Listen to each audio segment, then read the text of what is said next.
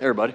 And about Devin White, how did he take the news that he wasn't going to be starting linebacker? Yeah, all my conversations with players that I have in private, I keep private. I know you guys can respect that. But he's been a great teammate and done everything that's been required of him, and I've really got a lot of respect for him, and we're going to need him. We're going to need him this year. It's a long football season. Obviously Zach and N'Kobe are our linebackers, but Devin's going to have to contribute this year if we want to go where we want to go, and that goes for all the guys that are one snap away from going in. Hey, Nick, you talked about the extra time you had to maybe now, instead of being in offensive meetings so much, to look at 2-minute offense, 4-minute, all that kind of stuff. What about the schedule? You had, week 1, you got the weird schedule. Week 2, it's like a mini bye. Week 3, you got a short week. Have you delved into that? Yeah, we've been doing that for, being involved with Frank with the schedules there in Indy. I've been doing that stuff for the last 6.5 years, right? Just being able to every schedule, there's so many different scenarios that you have to play. So what do you do on a Monday night game? What's the schedule? And then at the end of that, you debrief and you say, what could we have done better? What did you guys really like? And you talk that over with your coaches and staff meetings. You talk that over with your leadership council, and you have individual conversations with players as well. And so, after every one of these unique schedules, we talk about it, right? And that's been going on here for the last 4 years. And so we feel like, is our schedule and our process perfect? No, your process is never perfect. You're constantly trying to get it better and get better. Every year calls for a little bit different thing. And so after all these things, we played a lot of fortunately, we've played a lot of Monday night football games here. And so we've had a lot of discussions like this to help make sure that we're putting ourselves in the best positions to win. And then you do that with a short week, and then you do that with a Thursday night game, and you do that with Christmas. All the things that require, now Brazil was new. We didn't have a real good plan for that, but it worked out. But you try to do that with everything, and that's constantly on our mind. If we want, our message this week has been detail. Right? We're talking about details, right? And that's our details into how we play this game of football, like our fundamentals. And if we want our players to be detailed in, everything that they do, we sure as hell better be detailed in everything that we do. Nick, what's the reason for changing the time that you guys practice this year? This year? Yeah. Yeah, just again going through our process the last couple of years, how we think, just because things have went well. One of the worst things I hate about, if a coach says this, well, we've always done it that way. Stupid. No. How are you trying to get better? We feel like this portion of this is helping us get better with not only the way we practice, but the way we meet and the way we walk through. And so, we talked about it, and this is where we felt we were to say, and I'm just going to keep the whys in, but we're not ever afraid to change, different things, whether it's schedules, whether it's scheme. Now, core values that you see every day, those are set in stone. That's what we're gonna, through hard times, through good times, we're gonna keep going back to those. But schedules can constantly change, schemes can constantly change, in the attempts to just keep getting better. Nick, when you evaluate week 1 at certain positions and certain players, how much do you have to factor in the field conditions? Good question. Obviously, both teams played on the same field. So, it wasn't, I don't want to say too much what I felt of the field or anything like that. That's not really relevant. I know what you're trying to do. You're trying to get me to say a little bit about your evaluation of players.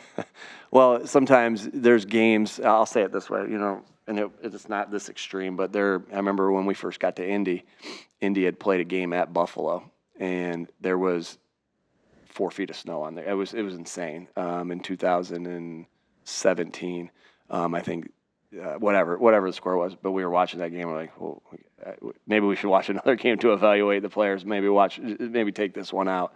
I see a picture of I always watch that one of Shady, the game that he had here against Detroit. What an some unbelievable runs that he had in that snow-covered field. So you might, again, we are not in the business of blaming anything, or we are accountability, right? That's the only way you get better. So, let's talk about missed tackles. Did some of the missed tackles happen? Did some of them happen because a guy slipped? Yeah, the result of the guy slipping, that happened, but there's also a way that you approach the running back. That's what needs to be fixed, not you can't do anything about the field. And it's the same thing like as a wide receiver. When a wide receiver slips in a break, well, that the field is a little bit sloppy, so you have to play with better fundamentals to go through that way. So, yeah, you still can evaluate it. And I gave you two sides. Like I gave you one where we didn't do it at all. I gave you one where Shady was making all these unbelievable plays. But we will have to evaluate the approach to it, the approach to the ball carrier. That's why we might have missed it. So missed the tackle or slipped in a route or whatever it might be. So we still use that. Like we're evaluating hard off that tape. And great example for us that, there are going to be adversities this year that we have zero control over. So put it out of your mind. Focus on what you got to do, control the controllables, and let's go to work. Nick, what was your approach with the guys since you got back from Brazil on Saturday up until today, as far as getting them in here or giving them rest time to make sure they're all recovered from a grueling weekend? Yeah, when you one of those weekends, the last weekend prior to game starting, right? Most of the NFL has off Saturday or Friday, Saturday, Sunday. Obviously, we didn't. So they needed some time off, that's for sure, especially with the travel. Coaches needed some time off. Like, when you got off the plane on Saturday, it was, we were all tired, right? Some guys slept great. Some guys didn't sleep. Some guys watched the game, whatever it was. So everybody had to kind of adjust. So getting them that time off was important.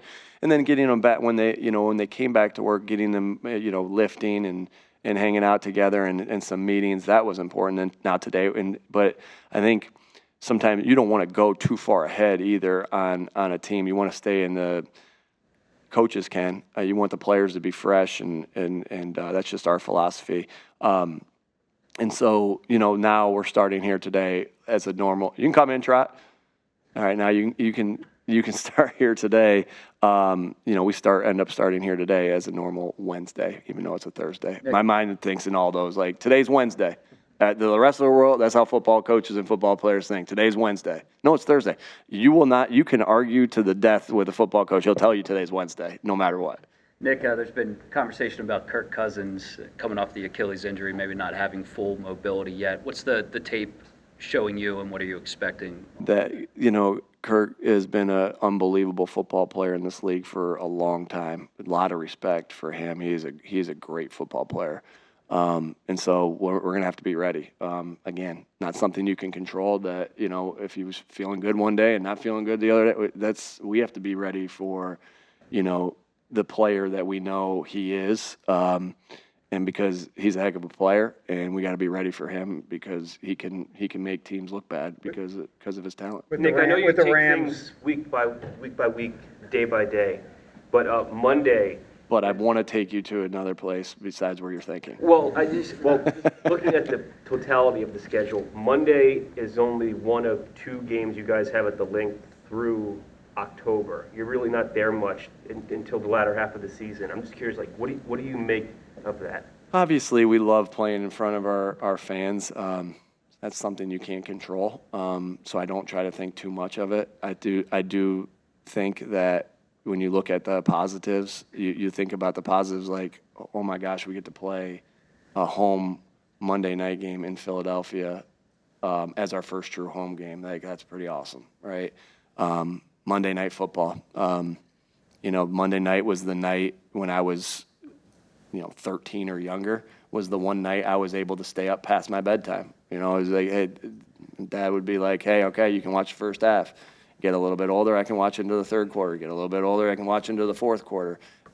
being in high school, I can, and a little bit sometimes in middle school, I can watch the whole game. And that, what an unbelievable experience to have with your dad, to be able to watch Monday Night Football with him. It's kind of cool that you get to play in front of that, knowing that there's other kids around the country that love this game of football that are going to be able to do that same thing as well. So looking at all, again, I showed a schedule today of what the schedule is, and I blurred it out because nothing else matters. Who we played last week doesn't matter. Who we play next week doesn't matter. Who we play in November doesn't matter. All that matters is our preparation for today for the Atlanta Falcons. So good question. I respect your question, but we are truly focused on it and excited about the opportunity that we have this week. With the Rams, Raheem Morris adopted some of Vic's tactics, presumably because Sean McVay wanted it and Staley had ran it beforehand. I know it's not a lot of film, preseason, just one game, but is that still the same defense that he's running? You know, again, like you said, Jeff, there's not a lot to study. You look at their preseason and they were in one personnel the whole time. Then you look at their last week's game. I'm speaking offensively, even. You look at their last week's game.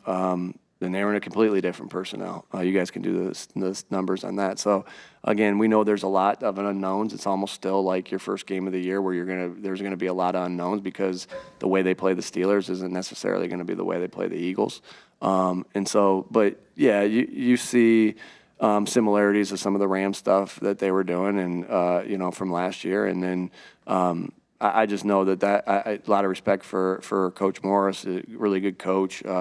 Who's done a really good job in this league as a defensive coordinator for a long time, and so I know we'll have to be ready to go. Speaking of that, from your perspective, obviously the tape's out now, like what you guys do on offense. Same kind of deal, though. Martin, it's like we didn't show everything either. There's a lot of unknowns that they have to be ready for. I was going to ask, so what's the process, or how is the process different now?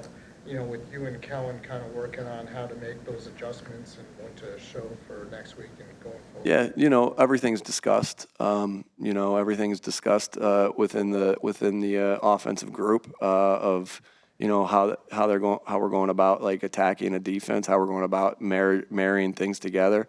Obviously, Kellen's in charge of that, and leading the way through that, and we're discussing through it. When I can be in there, I'm in there discussing it. Kevin's in there. Kevin Patullo's in there the whole time. Jason Michael, Stout, right? And so it's just very similar process. I think you look around the league, a lot of people have similar processes of the way they game plan, different things like that. But it's been it's longer week this week to get ready and to go through those things. But yesterday sometimes it's fun locking yourself in that room and studying the opposing team and going through it that way. Nick, you described last year about Bijan Robinson. Mm-hmm. How well did you get to know him in the draft process, and what challenges he present on Monday? Yeah, we showed some tape of him today of just how elusive he is. I think if you look at his first touchdown was play 11 against Carolina last year, play 11 of the game number 1, and they throw him a little swing pass and he makes the first guy miss, and then he makes another guy miss, and he runs through a tackle. He's a really good football player who he can create on his own. Things could break down and he still can make a play. A lot of things reminds me of when we used to. It felt like today in the team meeting when I'm showing those, it felt a little bit like, hey, these are the clips I remember showing when we were getting ready to play the Giants and Saquon. He's really elusive and really fast, got good hands. And so, yeah, enjoyed my pre-draft process with him. I always enjoy, meeting good guys, good football players, and spending time with him. And he's a heck of a football player that's done a nice job so far in this league. We'll have to be ready to tackle. We need to tackle better than we did last game, and it's going to be a big deal this week's game, as every game is. Nick, you described. You might have previously been interested in an offensive game plan meeting immediately coming off the game. As you came back from Brazil, what did you find yourself freed up to immediately go into? Again, it's a longer week, so you have more time to do some different things. But, I guess immediately the first thing is watch all the tape, right? Watch offense, defense, special teams, which is no different. But then, I think my mindset goes first of the very first thing I think of instead of, I guess what I would used to do is I used to get in here early before we even watch the tape and watch a couple segments of the next opponent's defense, right? Whether that was, well, it doesn't matter what time it was, but that was my first thing. Hey, before I even go to watch the tape, I usually watch the tape at night of the game, but before I even go to watch the game with the staffs, I would have put the game plan, or put the tape on of the opposing team. I think what the first thing I did, or I know the first thing I did, was what should the message be this week? What should the culture be about this week? And the culture is the same. We have core values that we believe in, but what truly needs to be dove into this week? And what are some things that I can, what are stories that I could tell? What are videos I could show? What are points that I can make within the tape of who we're playing? And I think that's where my week started this last week, as opposed to in the film room watching 12 personnel against the opposing team. And so, yeah, that doesn't, still be able to get to that, but that's where my first thought was as we started this week. That's a good question. Nick, two more, please. Nick, you described. Want to see big improvements from week 1 to week 2. With that in mind, what's the key to making sure that happens this week with your group, and what are some of the big improvements you need to see? Yeah, every week you want to get better every week. That's on the forefront of our mind every single time we step on the practice field, every single time we step in the game to game. I've heard that before, that people make the biggest adjustment from week 1 to week 2 as far as their improvements. We just want to continue. That's hard to say, and that's hard to gauge, to say, week 2, you get better. You don't know. Our goal is just to continue to rise, right? To continue to rise. And we know we didn't do a good enough job of that last year, I think. But, we're on to 2024. But the thing that, we can't be in the negative of the turnover. We're the only team in the NFL this week that lost the turnover battle and won the game. 10-1. We're 1-10, however you want to look at it. We're the only team that won. That's not sustainable, right? That's not sustainable.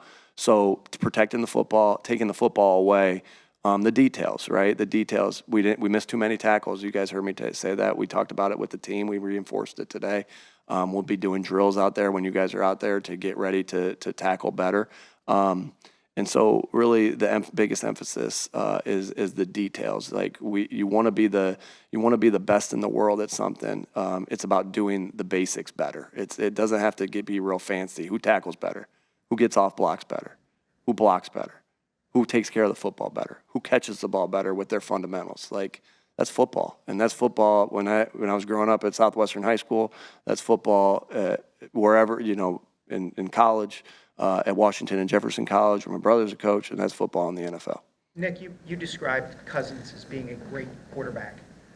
What in your mind puts him at that level? Yeah, he is a he's a really accurate player, and he makes really good decisions with the football, and that, I think, that consistency that he has there is really. It's been noticed because he's done it for such a long time, and he had his team in the playoffs 2 years ago. He's had some good teams, and so again, just really think his accuracy, his decision making. He's able to get the ball where it needs to go consistently. So again, just got a lot of respect for him, and I think his track record speaks for itself. All right, thanks, folks. You up next, Zach? No, we got special teams in 15.